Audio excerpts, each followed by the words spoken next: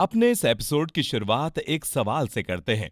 क्या कभी आपको ऐसा महसूस हुआ है कि आपने किसी अनजान शख्स की आवाज फोन पर या किसी और तरीके से सुनी हो और सिर्फ उनकी आवाज को सुनकर आपको एक पॉजिटिव वाइब का एहसास होता है?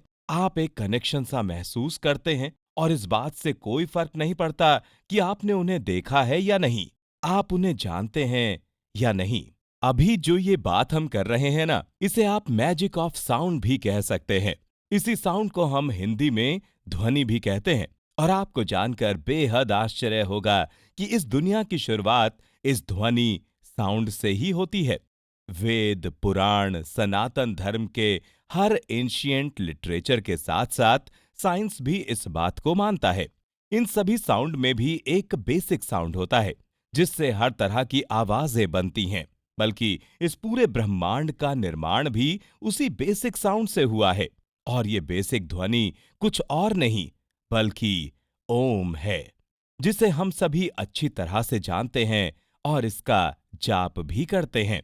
पर आपको बता दें कि आज तक आप जिस तरीके से ओम का जाप करते आए हैं, वो तरीका गलत है। एक्चुअली आपका प्रोनाउंसिएशन ही गलत है।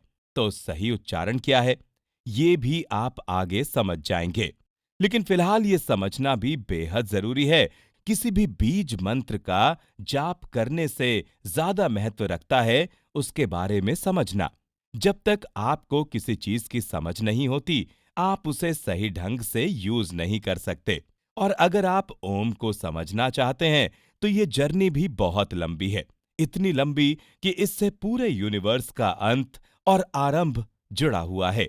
अंत और आरंभ के बीच ये पूरी सृष्टि जिस तरह से चलती है, पूरा ब्रह्मांड जिस तरह से काम करता है, आगे बढ़ता है, उसका भी पूरा सार ओम में ही छुपा हुआ है। आप गौर करें तो आपके मन में भी कभी ना कभी ये सवाल तो जरूर उठता होगा कि जब इस पूरे यूनिवर्स का अंत हो जाता है, तब क्या बचता है?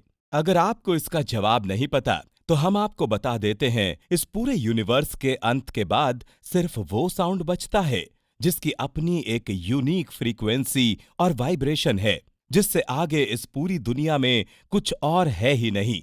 और उसे ही हम ओम कहते हैं। ओम को आप एक यूनिवर्सल एफएम कह सकते हैं, जिसकी फ्रीक्वेंसी और वाइब्रेशन हर तरह से कनेक्ट करती है।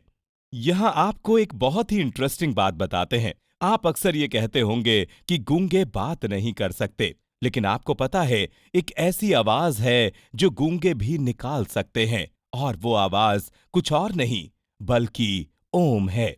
कैसे, शायद आप ये समझ न पाए हों, लेकिन इसका जवाब भी आपको आगे इस सीरीज में मिल जाएगा। इसके साथ ही अगर आप चारों वेद, वेदांत, उपनिषद, पुराण, भगवत गीता, रामायण, महाभारत को समझना चाहते हैं, आप वैदिक स्क्रिप्ट, तांत्रिक स्क्रिप्ट दोनों को एक साथ समझना चाहते हैं, तो आपको सबसे पहले ओम को समझना होगा, क्योंकि ओम में इन सभी का सार छिपा हुआ है। ना सिर्फ सनातन ग्रंथ, बल्कि साइंस की बात करें तो फेमस साइंटिस्ट अल्बर्ट आइंस्टीन की special relativity theory, quantum physics और एनर्जी कंजर्वेशन थ्योरी भी ओम को डिफाइन करती है। ओम को पूरी तरह से समझने के लिए आपको वेदों की तरफ चलना होगा। और हमारी इस पूरी सीरीज में हम ओम को वेदों की नजर से देखेंगे, जानेंगे कि ऋग्वेद, यजुर्वेद, सामवेद, अथर्ववेद के साथ वेदांत और उपनिषद ओम के बारे में क्या कहते हैं। क्यों कहा गया है ओम को उद्गीत और प्रणव? तुर्या क्या है? और ओम आपको कैसे इस स्टेट तक ले जा सकता है? अपने इनर कॉन्शियस को समझने, स्पिरिचुअलिटी और मेडिटेशन की गहराई तक उतरने में ओम आपकी मदद कर सकता है। पर कैसे? पूरे ब्रह्मांड को समझने में ओम आपकी मदद कर सकता है। पर कैसे? अगर जानना चाहते हैं तो हमारी इस स्पेशल सीरीज को सुनने के लिए हमारे साथ बने रहिए।